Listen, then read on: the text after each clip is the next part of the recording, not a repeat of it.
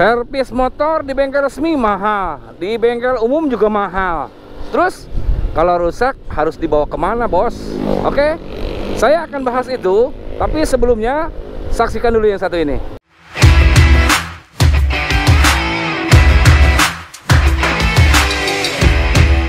Oke semuanya, balik lagi dengan saya Denny Gunawan, motovlogger ramah lingkungan dan tanpa pemanis buatan. Sambil reading seperti biasa, reading ceria hari ini. Pagi ini masih semangat. Daripada gabut di jalan, lebih baik saya akan menjawab pertanyaan dari para subscriber, para viewer saya. Katanya, Om, bingung Om, servis motor tuh mahal katanya. Di bengkel umum mahal, di bengkel resmi mahal. Saya bongkar aja sendiri. Pas dibongkar sendiri, malah jadi nggak bener. Nanya lagi, cari tutorial di YouTube. Oke, malah tambah rusak. Akhirnya kepaksa harus ke bengkel lagi, ke bengkel umum atau ke bengkel resmi. Nah, jadi gini, kali ini saya akan membagikan tips ya. Semoga bermanfaat ini. Kalau dianggap nggak bermanfaat, oke, skip aja. Jadi gini ya, tips untuk gimana caranya supaya servis di bengkel, baik itu di bengkel resmi atau di bengkel umum, biayanya bisa ditekan atau biayanya nggak terlalu mahal. Oke, karena kalau dibilang murah, zaman now mah nggak ada yang murah, bos. Ya, kita balikin gini, kita bayar orang nggak mau mahal gitu ya. Sementara kalau kita kerja, kita juga nggak mau dibayar murah. Nah, harus sadar di situ ya. Posisikan kita menjadi penjual atau yang pelaku jasa gitu ya. Karena yang mahal murah itu bukan dilihat dari banyak atau sedikit, tetapi dari sulit atau tidak ya. Wah, itu mah gampang, servis sedoang kayak gitu, semprot-semprot. Kenapa nggak dilakukan sendiri, bos? Ya kan? Ya masalahnya saya nggak ada waktu, sayanya nggak ada kunci-kunci. Ya itu kan susah namanya.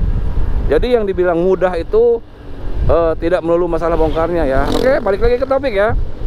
Begini, yang sepengetahuan saya, kerja di bengkel, saya udah ya lumayan lama lah ya hidup di bengkel itu. Jadi setahu saya, termasuk saya kadang memposisikan diri menjadi konsumen, saya memposisikan diri menjadi tim bengkelnya gitu. Saya juga punya, terutama mobil ya. Kalau motor mah ada dibongkar sendiri atau sama tim saya. Saya contohin, saya di mobil nih, kerasa sama saya mau ke bengkel resmi atau ke bengkel umum, saya servis mobil nih. Jadi ternyata beda ya. Ke bengkel yang langganan atau yang sudah kita kenal terutama, dengan ke yang nggak kenal atau nggak langganan, itu beda harganya. Nah, setelah saya analisa di bengkel saya, jadi yang terjadi tuh seperti ini. Awalnya kita harus berlangganan dulu. Makanya saya sering ngomong tuh ke yang, Om, kok bengkel ini gini, kok bengkel itu gitu, kok apa nanya ke saya. Karena pasti kalau orang sampai konsultasi di sosmed seperti itu, artinya dia tidak punya langganan. Itu menurut saya ya, rata-rata seperti itu, mungkin nggak semua. Karena gini, kalau punya langganan kenapa harus konsultasi ke orang gitu loh? Kenapa nggak konsultasi ke bengkel langganannya, baik itu bengkel resmi atau bengkel umum? Logikanya, kalau kita sudah berlangganan, ya kan, pasti punya kontaknya minimal, ya kan? Kenapa harus repot-repot nanya ke yang lain gitu loh? Nah, kalau orang tidak punya langganan, artinya motornya tidak pernah dirawat. Itu saya bisa menyimpulkan seperti itu. Karena kalau motor dirawat, harusnya dia punya langganan, ya kan? Om, motor saya sering sih dirawat, cuman ganti oli doang. Ya artinya itu nggak diservis, nggak dirawat maksimal gitu loh. Ganti oli aja bukan merawat motor, bos ya. Ganti oli aja mah ya semuanya juga bisa, asal ada kuncinya. Yang dimaksud dirawat itu dicek segala macamnya ya. Jadi apakah ada kerusakan di part-part lainnya? Seperti halnya gini, misalkan cuman bisanya ganti oli doang, atau ke tetangga ganti oli doang, yang lainnya ya masih bagus. Nah, itu salah satu kesalahannya. Kita nungguin rusak baru motor kita diservis atau diperbaiki. Jadi gini, kenapa motor harus dirawat? Motor itu harus dirawat karena untuk mengantisipasi tiba-tiba rusak. Meski yang dirawat aja kan suka tiba-tiba rusak, apalagi nggak dirawat. Itu logikanya ya. Nah, saya ngasih tipsnya gini, coba kalian kalau punya uang, terutama ya, kan punya penghasilan dong pasti setiap bulan ya. Masalah besar kecilnya mah kan bisa diatur-atur. Misalkan alokasikan dari penghasilan, misalkan sebulan simpan 100.000, 2 bulan kan 200.000 tuh. Sementara servis itu 2 bulan sekali, cukup untuk servis aja, mah servis ringan, ya kan? Nah, ya terus gini, ya kan saya penghasilannya nggak gede, ya kalau rusak buktinya kita maksain ada gitu kan. Artinya apa? Kadang-kadang kita benten ya, mohon maaf nih, pelit ke motor kita sendiri, padahal motor itu senjata untuk cari duit ke tempat kerja. Misalkan ada yang di PT, ada yang di kantor, ada yang apa ya, ojol atau apa, kurir misalkan. Nah, itu kan senjata kita motor. Bayangin kalau kita nggak naik motor, naik angkot, habis berapa tuh? Coba hitung kalkulasi ke situ. Lebih hemat pakai motor atau lebih hemat naik angkutan umum?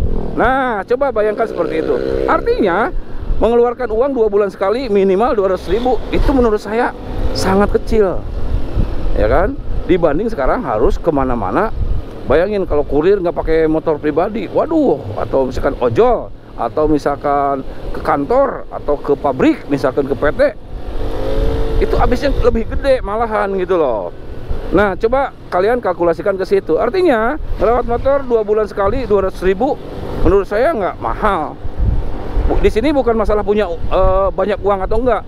Ini masalahnya masalah motivasi, mau nggak merawat motor kita gitu loh. Kalau yang namanya ngeluarin uang mah ya kita malas-malas aja. Coba lihat fungsinya, ya kan? Waduh, gaskeun bos. Jadi pada saat kita ada penghasilan, udah dipersiapkan nih 2 bulan sekali, alokasikan untuk servis, dicek motornya. Jadi biar nggak tiba-tiba motor itu rusak parah gitu loh, dirawat. Servis ringan paling juga 100.000-an lah, paling mahal 125, paling mahal di kota besar 150. Itu menurut saya ya. Nah, nanti lama-lama kalian tahu atau kenal atau misalkan dekat dengan tim bengkelnya, itu nanti ada diskon khusus, ada harga khusus untuk pelanggan. Jadi menurut saya bukan masalah kenal atau tidak kenal, tetangga atau bukan, tetapi kita harus berlangganan dulu. Karena kalau udah oh berarti kalau nggak kenal dimahalin, bukan dimahalin. Kalau nggak kenal, tiba-tiba kita misalkan ganti oli di tetangga, tiba-tiba ke bengkel resmi atau ke bengkel umum, kalau udah rusak itu dimahalin, bukan dimahalin. Kita biasanya merawat cuma ganti oli aja, ya murah pasti ya. Nah sekarang ada rusak, lalu ke bengkel, ya pasti ongkosnya mahal, ngerasa mahal. Karena apa? Biasanya cuma pasang oli doang, yang pasang oli doang berapa gitu kan. Lalu juga tiba-tiba rusaknya tuh pas nggak punya uang. Itulah yang bikin kita kesel, makanya kita jadi jengkel ke bengkelnya. Wah, ngerasa mahal, ngerasa gimana. Nah, suges itu yang menurut saya harus dihilangkan atau apa gitu ya. Jadi kalau misalkan sekarang biasanya ganti oli doang, misalkan olinya 75.000 dengan pasang misalkan 5.000 atau 10.000 atau 15.000 misalkan, habisnya 80-90.000, nanti tiba-tiba ke bengkel habis 200-250.000, pasti kalian ngerasa mahal karena biasanya nggak diservis. Ganti oli itu bukan servis, ya kan? Nah, jadi tiba-tiba bagian CVT-nya ada yang rusak karena stempetnya atau grease-nya atau gemuknya udah habis, sealnya bocor. Lalu begitu diganti, banyak banget yang harus diganti, habisnya 300-400.000. Ya kita akan ngerasa jengkel karena biasanya kita nggak ngeluarin uang segitu. Tapi kalau motornya dirawat, dibersihkan setiap 2 bulan sekali lah, minimal 2 bulan sekali lah. Sealnya rusak 10-15.000 ganti, ya kan? Nanti 2 bulan berikutnya. Nah, kalaupun nanti biasanya di bengkel itu dikasih tahu, Pak, bulan berikutnya filter udaranya sebaiknya diganti misalkan. Jadi kita ada ada ancang-ancang gitu loh untuk menyisihkan uang untuk spare part motornya, sehingga motornya terawat. Kebanyakan orang seperti itu sih, nggak menurut saya ya, ini pengalaman di bengkel saya, mungkin di bengkel lain nggak lah ya, mungkin ya pada tertib servisnya. Saya pribadi kalau ada motor servis itu biasanya dicek dulu historinya, motor ini dirawat di bengkel resmi atau di bengkel umum, atau berapa kali ke bengkel kita. Itu kita ada perlakuan khusus untuk langganan ya. Dan biasanya kalau udah langganan, udah sedikit kenal ya, itu nggak kaku lagi. Nah makanya ada istilah hade goreng kubaso ya. Jadi kalau udah deket, udah sering servis, udah langganan gitu ya, biasanya lebih enak komunikasinya. Di sini bukan masalah kenal atau tidak kenal, tetapi sering atau tidak sering ke bengkel tersebut sehingga kita akrab. Sehingga kalau udah akrab mah ya, jangankan mau servis motor, mau pinjam uang atau mau minta rokok aja berani kalau udah akrab mah ya. Jadi istilahnya akrab dulu dengan bengkel tersebut, nanti segala macamnya kan enak ya. Kalau misalkan Pak saya punya budget sekian, kebanyakan mah masalah komunikasi sih menurut saya mah. Pak saya punya budget segini nih, lagi tanggal tua atau gimana, lagi banyak keperluan, tapi motor saya harus diservis, ada yang kerasa.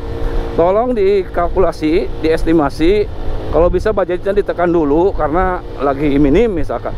Itu konsumen biasanya yang udah akrab langsung ngomong seperti itu. Banyak di tempat saya seperti itu. Jadi udah akrab mah enak, ngomong apa-apa juga. Kebanyakan orang itu punten ya, sok-sokan, Pak ini motor diservis, tiba-tiba habis gede, nggak ngomong nggak apa, padahal mah ngobrol aja. Nah karena dia nggak akrab, sehingga seperti itu. Saya yakin beda lah kelangganan ya dengan ke yang baru datang. Apakah yang baru datang dimahalin? Bukan. Saya bilang harganya kalau yang baru datang, apalagi yang ketika perawatannya di tempat lain, misalkan di tetangga atau di siapapun, tiba-tiba begitu rusak ada penyakit datang ke bengkel umum atau ke bengkel resmi yang sudah ahlinya misalkan. Itu kan artinya gini, ketika ada masalah baru datang. Kalau nggak ada masalah di tempat lain, ya kan dikasih apa harganya? Pasti harga standar. Bukan mahal, tapi harga standar. Kalau seumpamanya langganan yang sudah akrab, biasanya dikasih harga spesial. Nah, apakah ada yang datang misalkan tetangga nih, tetangga atau teman datang, tiba-tiba wah kayak ke siapa aja harganya segini? Bos, bukan masalah itu, masalahnya sering atau tidak, berlangganan atau tidak. Bahkan teman pun kadang-kadang servisnya di tempat lain atau dirawat motornya di tempat lain, giliran motornya ada masalah, budgetnya pengen murah, langsung dia ngomong, kita kan temen. Temen mah nggak gitu bos, temen mah biasanya ngedukung.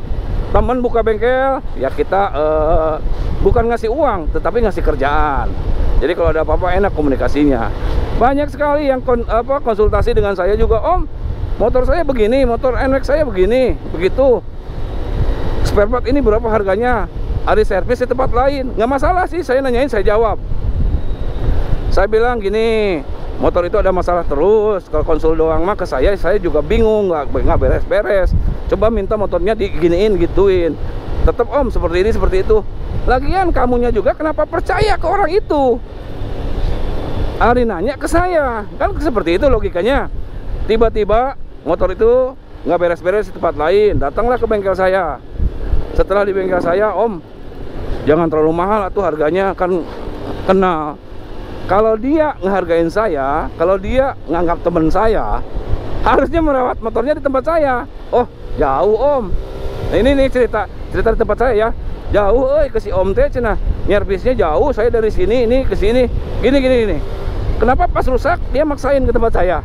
Tapi giliran nggak ada apa-apa di tempat lain. Kan seperti itu. Nah, yang namanya servis motor bukan masalah jauh atau dekatnya. Masalahnya kan kita mengeluarin uang, sehingga kepala kita nggak happy. Udah mau jauh ngeluarin uang, berat. Tapi biasanya kalau motornya udah masalah, udah keliling-keliling ke bengkel mana-mana, dia maksain ke tempat saya. Nah, pas di tempat saya minta diskon. Wah, nggak bisa, kalau kayak gitu mah gitulah. Ini bukan masalah temen ya. Kalau memang agak temen, harusnya ngerawatnya juga di tempat saya.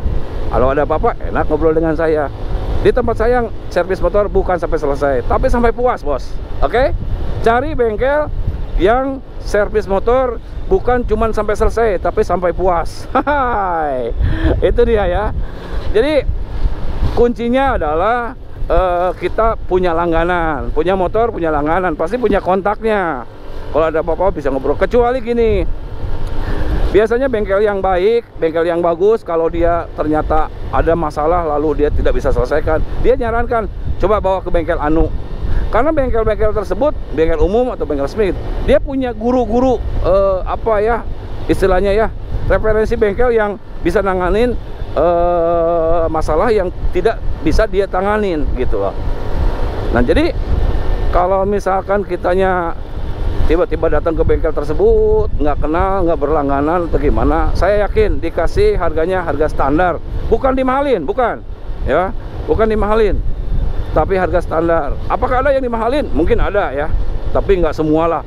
Saya yakin mekanik-mekanik, bengkel-bengkel nggak seperti itu semua, yang baik-baik juga ada. Jadi jangan pernah ngejudge bengkel atau mekanik, baik itu servis bengkel umum atau bengkel resmi, semuanya seperti itu, enggak lah, masih banyak orang baik lah ya. Nah jadi kuncinya sekali lagi, kita harus punya langganan dulu, akrab dulu, biar enak komunikasinya. Kalau bahasa Jerman mengatakan ya hade goreng kubaso lah, seperti itu ya. Jadi kalau udah enak, udah akrab, biasanya jangankan mau servis, mau pinjam uang 100 juga berani ya. Oke. Nah jadi kurang lebih seperti itulah. Semoga bermanfaat, semoga ada gambaran. Kalau tidak ngerti silahkan tulis di kolom komen. Kalau ada request saya bikin konten seperti apa lagi, silahkan tulis juga di kolom komen ya. Terima kasih, jangan lupa subscribe and bye bye.